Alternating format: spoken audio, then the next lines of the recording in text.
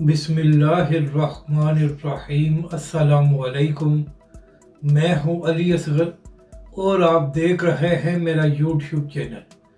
मुफ्ती मुनीबुर रहमान का सदर आसिफ अली जरदारी को जवाब, जबकि दूसरी जानब मुज़ाकरात की बीक और हाफिज साद रिजवी के अहम बयान।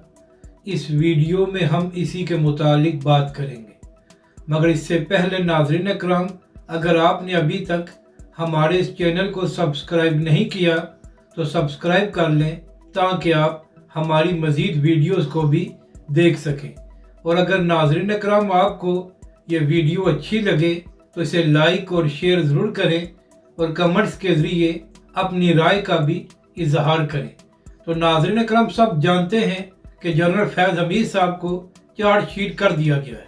इसके बाद फैसल वाडा ने भी एक प्रोग्राम में बात करते हुए कहा था कि इसके बाद इमरान खान साहब और उनके हवालियों के लिए मज़ीद मुश्किलात पैदा हो सकती हैं। जबकि दूसरी जानब वज़ीर दफ़ा ख्वाजा आसिफ ने भी एक प्रोग्राम में बात करते हुए कहा था कि हो सकता है कि आने वाले वक्त में इमरान खान और फैज़ हमीद का एक साथ ट्रायल किया जाए।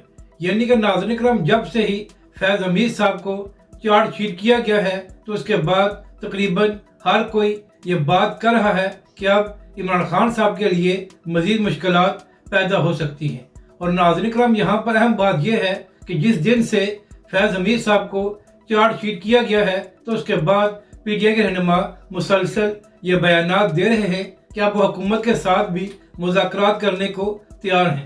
हालांकि इससे पहले PTI और इमरान खान का मौक़िफ़ ये था कि हुकूमत के पास तो कोई इख्तियार ही नहीं है, तो फिर ऐसी हुकूमत के साथ हम मुज़ाकरात क्यों करें। लेकिन अब PTI का मौक़िफ़ ये है कि वो हुकूमत के साथ भी मुज़ाकरात करने को तैयार है। तो इसी हवाले से PTI के अपने सेनेटर बैरिस्टर अली ज़फ़र साहब ने मीडिया से बात करते हुए कहा कि जिस तरह PTI के रहनुमा कह रहे हैं कि हम हुकूमत के साथ मुज़ाकरात करने को तैयार हैं, तो इससे लगता ये है कि जैसे PTI मुज़ाकरात की भीख मांग रही है। यही वजह है कि अब हुकूमती वज़रा भी PTI का ये मजाक बना रहे हैं कि 2 हफ्ते पहले तो आप लोग ये बयान दे रहे थे कि हम हुकूमत के साथ मुज़ाकरात करने को तैयार नहीं हैं, तो अब आखिर क्या हुआ है कि PTI अचानक हुकूमत से मुज़ाकरात करने को तैयार हो गई है।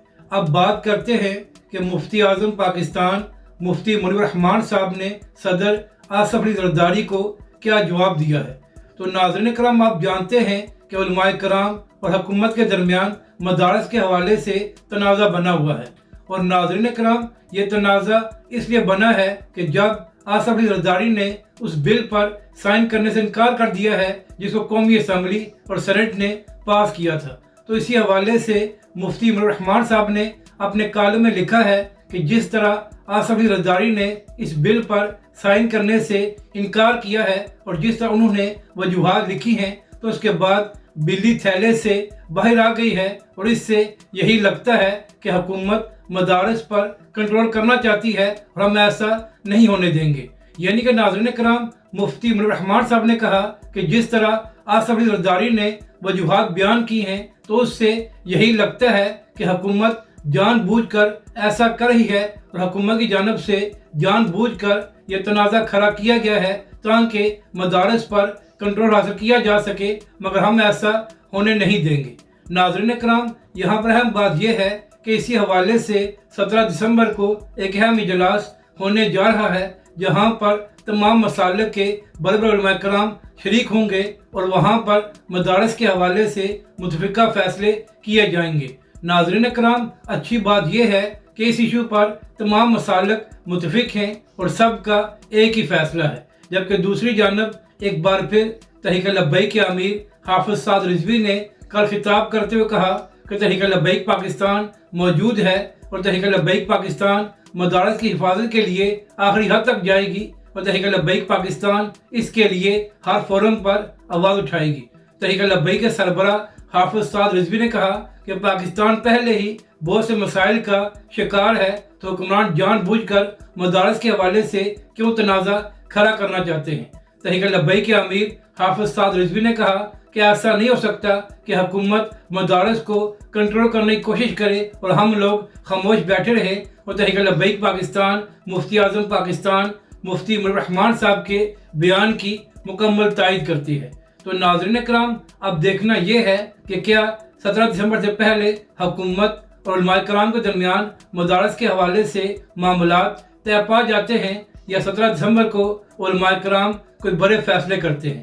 جبکہ دوسری جانب کل ایک پروگرام میں بات کرتے ہوئے فیصل واڈا نے یہ دعویٰ کیا تھا کہ ہو سکتا ہے کہ ایک ہفتے کے دوران حکومت اور علماء کرام کے درمیان مدارس کے حوالے سے یہ سارا معاملہ حل ہو جائے۔ تو اب دیکھنا یہ ہے کہ کب تک یہ معاملہ حل ہوتا ہے اور جس تنازع کو حکومت نے جان بوجھ کر کھڑا کیا ہے وہ کب تک ختم ہوتا ہے۔ ناظرین کرام، یہاں پر اہم بات یہ ہے کہ اگر حکومت نے مدارس کے حوالے سے علماء کرام کی بات کو ماننا نہیں تھا تو پھر حکومت نے قومی اسمبلی اور سینٹ سے اس بل کو کیوں منظور کرایا؟ اگر آپ کو یہ ویڈیو اچھی لگے تو اسے لائک اور شیئر ضرور کریں اور مزید ہماری ویڈیوز کو دیکھنے کے لیے ہمارے اس چینل کو بھی سبسکرائب کریں۔